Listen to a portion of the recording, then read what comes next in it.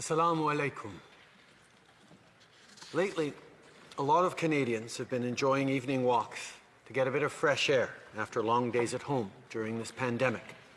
On Sunday in London, Ontario, that's what a grandmother, 2 parents, and 2 children went out to do. 3 generations of the Afzul family: Salman, Madia, their children Yumna and Fayaz, and their grandmother. But unlike every other night, that family never made it home. Their lives were taken in a brutal, cowardly, and brazen act of violence. This killing was no accident. This was a terrorist attack motivated by hatred in the heart of one of our communities. Monsieur le Président, je suis horrifié par l'attaque qui a enlevé la vie à 4 membres d'une famille et blessé gravement un petit garçon de 9 ans, dimanche soir à London, en Ontario. Nous sommes de tout cœur avec leurs proches durant ces moments extrêmement difficiles. Et on espère tous que le petit garçon pourra se remettre de ses blessures rapidement, même si on sait qu'il vivra longtemps avec la tristesse, l'incompréhension et la colère causées par cette attaque lâche et islamophobe. Ce n'est malheureusement pas un cas isolé. La Grande Mosquée de Québec, the cowardly murder of Mohammed Aslam Zafis at a mosque in Toronto, the violent attacks against Black Muslim women in Edmonton, and so many other people across the country who faced insults, threats, and violence. They were all targeted because of their Muslim faith. This is happening here in Canada, and it has to stop. Monsieur le Président, on ne doit pas s'habituer à cette violence. On ne doit pas se laisser désensibiliser. On ne peut pas accepter que ça devienne normal. Chaque fois qu'on est témoin de cette haine, on doit la dénoncer. Et ça commence par des petits gestes. Words matter.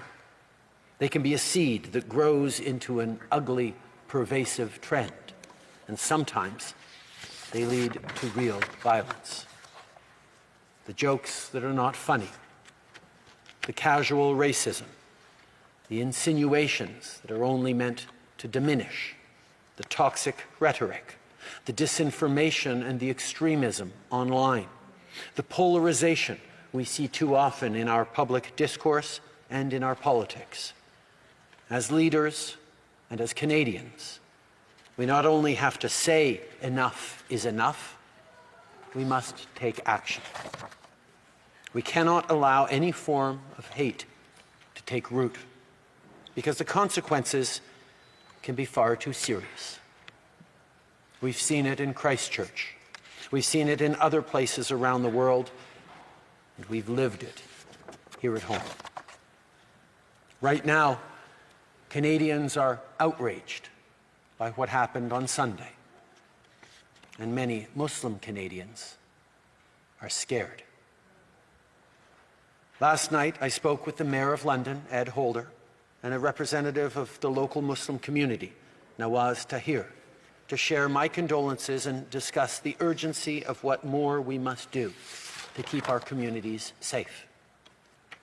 Mr. Speaker, we stand with the people of London and with Muslim communities across the country. We're going to continue to fund initiatives like the Security Infrastructure Program to help protect communities at risk and their schools and places of worship. We'll continue to fight hate online and offline, which includes taking even more action to dismantle far-right hate groups, like we did with the Proud Boys, by adding them to Canada's terror listing. And we'll continue doing everything we can to keep communities safe. L'auteur de l'attaque cruelle de dimanche à London ne nous représente pas en tant que Canadiens. parce qu'on sait qu'on est plus fort dans la paix que dans la haine et la violence. Mais on sait aussi qu'il faut se dire la vérité. Cette haine et cette violence existent chez nous, que ce soit dans la rue, en ligne ou ailleurs. Et tant qu'elle va exister, on va avoir du travail à faire. Mr. Speaker, if anyone thinks racism and hatred don't exist in this country, I ask to them this: how do we explain such violence to that child in hospital?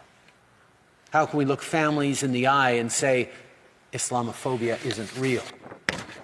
When you listen to the black Muslim woman who constantly looks over her shoulder at the bus stop, fearing someone will pull off her hijab or hurt her, she'll tell you Islamophobia exists.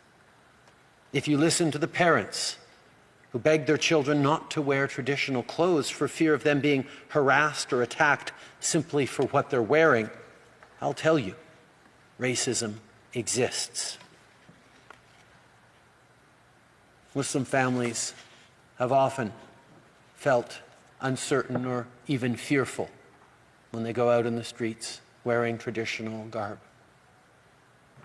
The reality is, most Canadians haven't necessarily been aware of that fear that far too many racialized and Muslim Canadians carry with them anytime they go outside. If the attack in London has any follow-up or I don't even want to say positive, but any impact on non-Muslim Canadians, it should be this: to understand the anxiety and the fear that our fellow Canadians carry, that they shouldn't be. And it is on all of us to understand that experience and be there to support and to help. We can and we must act. As Canadians, we've been fighting a global pandemic for over a year now, and we did it by coming together, by working together. And that is the only way of confronting the ugly face of hatred. I want all Canadians to know that we are all diminished when any one of us is targeted. We need to stand up to reject racism and terror and work together to embrace what makes our country strong, our diversity. May peace and blessings be upon you.